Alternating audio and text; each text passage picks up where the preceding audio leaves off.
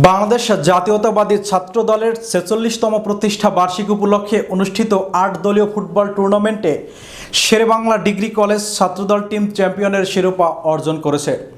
আজ দুপুর ১টায় চ্যাম্পিয়ন দলের খেলোয়াড়দের সাথে নিয়ে শেরেবাংলা ডিগ্রি কলেজের ভারপ্রাপ্ত অধ্যক্ষ মিজানুর রহমান কাজীর হাতে ট্রফি তুলে দেন কলেজ ছাত্রদলের সদ্য সাবেক আহ্বায়ক শহীদ মীর ও সদস্য সচিব ইমরান মিরাজ।